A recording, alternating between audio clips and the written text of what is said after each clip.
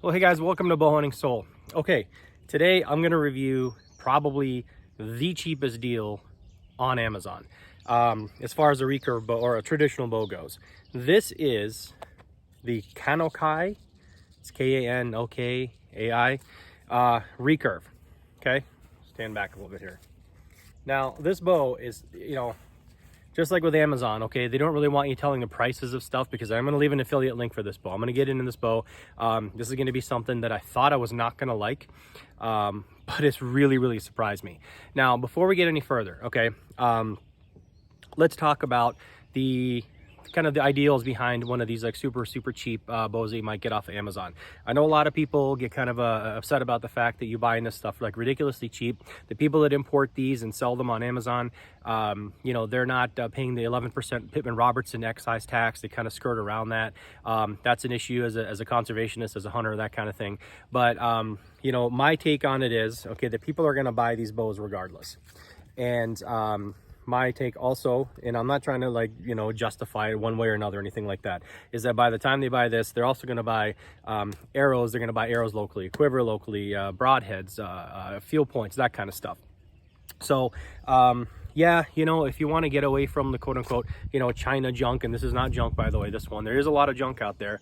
I get it. I see where you're coming from, but I do feel that this bow is worth reviewing. Now, when I first was looking at this bow, again, I really can't tell you the price of this thing because I'm affiliate. I'm going to leave an affiliate link for this thing, and Amazon doesn't like you telling the exact prices, but it's like under 75 bucks. Okay, this is the most ridiculous deal ever, and I thought, well, I'm going to order one just to try it out, just to test it, kind of like I did with that Sino Art, which is kind of like the same as like the Black Hunter and the Galaxy Ember, or that kind of stuff. Well, that Sino Art was an absolute piece of garbage. It was garbage. I sent it back.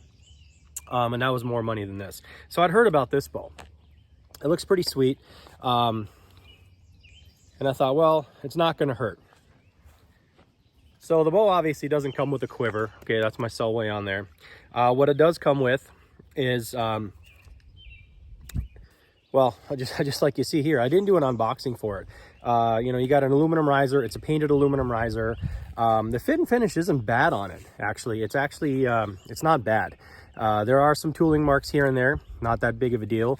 The bolt holes that are tapped in here, a couple of the threads in there could be a little bit better. The tooling isn't all that great in there. It could be some crisper cuts in there, but if you use a little dab of anti-seize, which I always do with anything anyway, just old mechanic habit, not a big deal. So this thing goes together. It's a 60-inch bow, and I got it in 50 pounds. It's pretty sweet. It's got now I put the bare weather rest on there. It kind of sticks up kind of weird up there, but if you look over here, you got a burger hole that's drilled and tapped that goes all the way through, and you can put an elevated rest right here.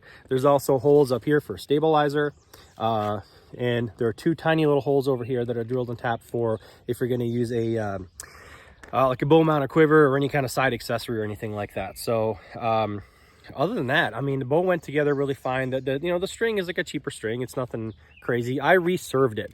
The serving on this one, on the stock string, was actually, it didn't go up high enough toward the top, especially when I put a bare weather rest on there, because it had to elevate everything. So I needed to put my knock points up higher. So they don't really serve it too high. If you're going to shoot right off the shelf, and they do give you like a kind of a cheesy shelf material on there, kind of calf hair kind of stuff, it's fine. You have more than enough serving up here, but I needed to put a weather rest on there like I do. I know it kind of looks chintzy on there right now. I might use a different kind of elevated rest that actually screws in, looks a little nicer, but I thought for tuning purposes, for shooting purposes, it's fine.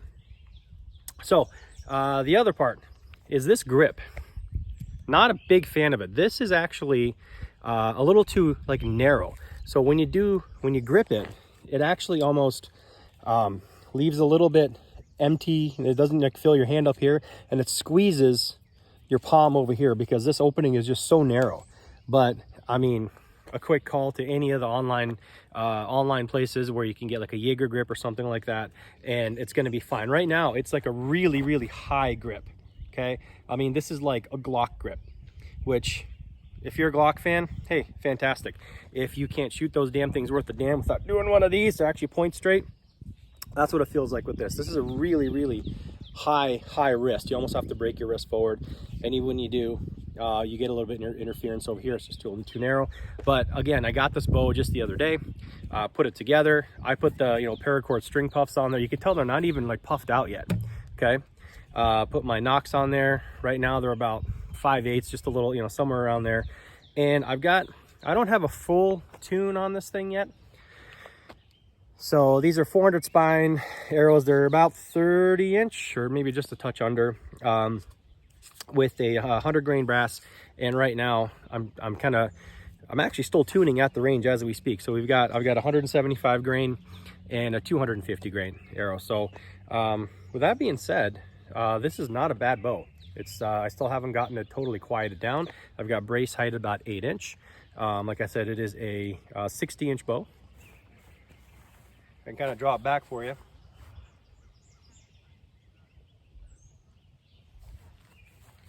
So there you have it. I'm going to take a few shots. I'm actually here today to tune with this thing. I shot a few, couple few arrows, more than a couple few arrows in my basement, but I'm really kind of here to actually tune to see what it wants. I think this is the arrow, the 400 spine arrow that it's looking for. It's actually, cut past center. So it's pretty forgiving. I mean, I had it pretty close in my basement at like 13 yards. So I'm here to finish out the tuning, or at least keep going with it. I didn't put a clicker on it yet because, well, I didn't have an extra clicker at home. They're on my other two bows. So, yeah, other than that, I mean, it's not bad. It's not the most highest quality finish, but honestly, I mean, if people are going to get into traditional archery and you're going to hook them, this is the way of the future. I love the Samick Sage.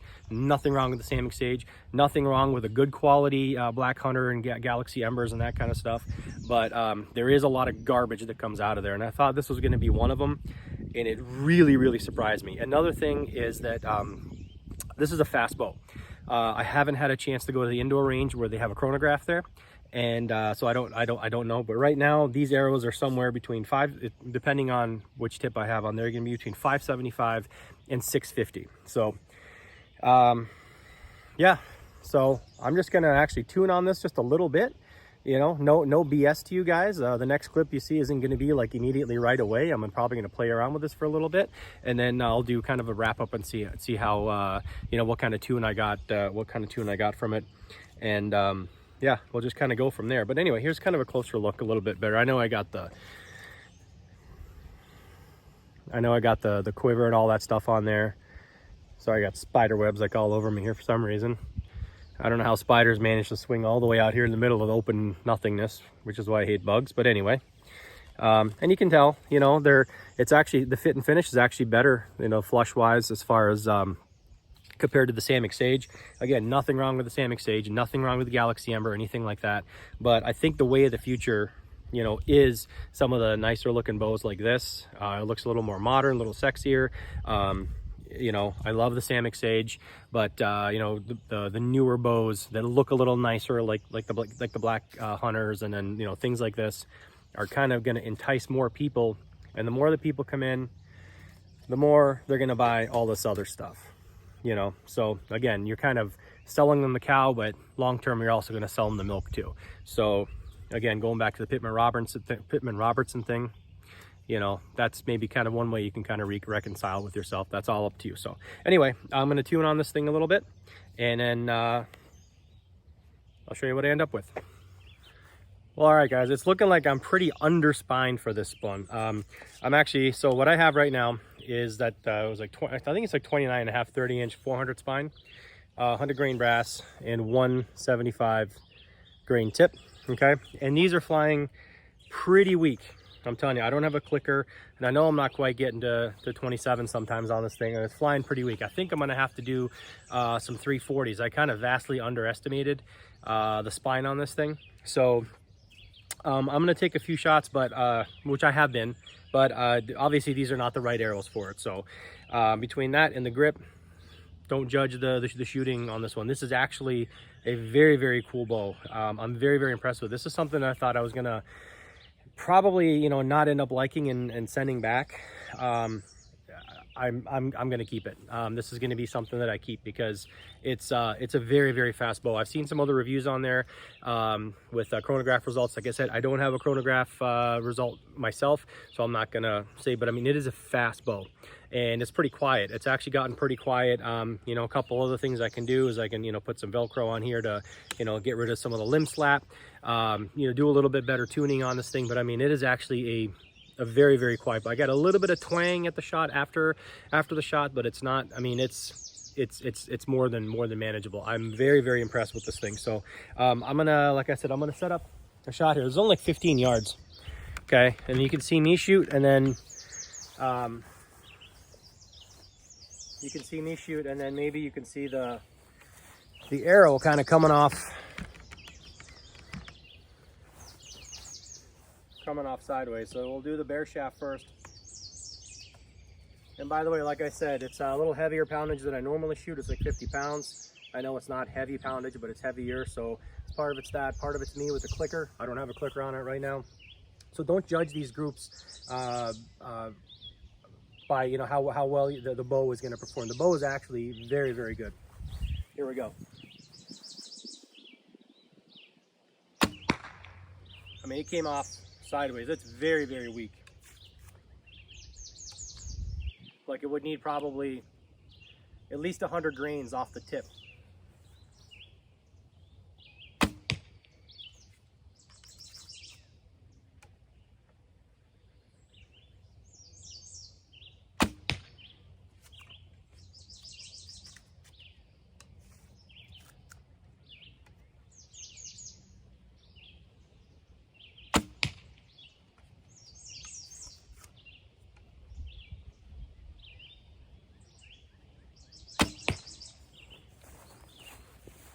All right, so I'll lay the bow down. I'll take you with me. So now this was only like 15 yards, okay? See the angle where this is at? That's pretty severe. And I know I didn't quite get up to trying to get out of the sun here. I know I didn't quite even get up to you know, 27, 28 inch right there. I'm pretty bad at that. You know, I'm working on trying to not shoot with a clicker, but see how weak that bear shaft is? That's pretty weak. No, this stuff, well, obviously the feather's correct. The feather's correct a lot. So I hope you guys got a good reading of sound on that too. It's very, very quiet. I was very surprised at how quiet it, well, not very, very quiet, but it's quieter than I thought it was going to be for such a cheap bow. Like I said, all I have on here is string silent with, you know, paracord string silencers, which aren't even, you know, fully fuzzed out yet. Okay, and I'm shooting a decently heavy arrow, which I'm going to anyway. This grip has got to go. Again, it kind of makes me want to do one of these when I'm more of like a medium wrist shooter. Not a problem. Buy a Jaeger grip, something like that. It just unbolts on there, not a problem.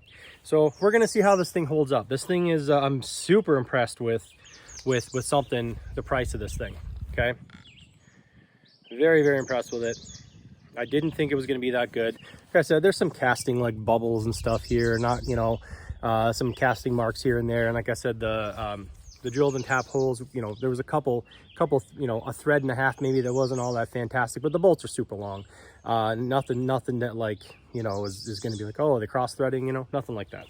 So yeah, and it's a heavy bow. I don't have a scale to measure it with or anything like that, but I mean, it's a heavy bow and it holds on target really well. You know, that's, the mass of that riser really helps steady it. The fact that it's center cut gives you a lot of tuning options. Like I said, I'm gonna have to step up to a 340 arrow. I do have 340s at the house. I don't have them with me here. I should have brought them with. Maybe a but those are cut down a little bit, but maybe like a full length 340 or full 340 with a ton of weight up front. I wouldn't mind honestly shooting, because I like shooting in the 12 to 13 grains per pound range, and with a fast bow like this, and it's flinging them. Okay, I mean, make no mistake, this is a fast bow, and not just from the poundage. I'm very, very impressed with it. So anyway, that's kind of like the short-term review of this thing. Give you a better look here. That's a short-term review. Long-term, we'll see. But again, this is a bow that I thought I was going to just kind of review. Probably not going to like that piece of garbage that Sino-Art was, which I'm going to leave a box somewhere up here so you can click on them and see that review. A lot of people like the Sino-Art. I got a really bad one. Okay, there's a lot of discussions on there about where you get them from. If you're gonna buy one of those bows and you do want to have the clear conscience of, you know, paying the Pittman Robertson tax and all that stuff, buy one from Lancaster Archery. Buy one from you know, if they're sold to like through like say Twig Archery, or buy, you know, something used to like RMS or Footed Shaft or something like that. But I know a lot of people are going to be interested in something like this, where it is ridiculously cheap and it is a very, very, very, very, very, very good shooter. I'm super impressed with this thing. So anyway, that's it. So with that said, leave me comments. Be nice about the comments or I'll just shut them off. You know, hey, I got that power. So anyway, like, share, subscribe. Make sure you guys listen to the Bowhunting Soul podcast as well too. Everything I do is word of mouth. I don't advertise any of that stuff. So the more you guys talk about the podcast and tell your friends and all that stuff, the better it is. So I really appreciate it. We appreciate your support your channel, support for the channel as well. And with that said, you guys have a good day.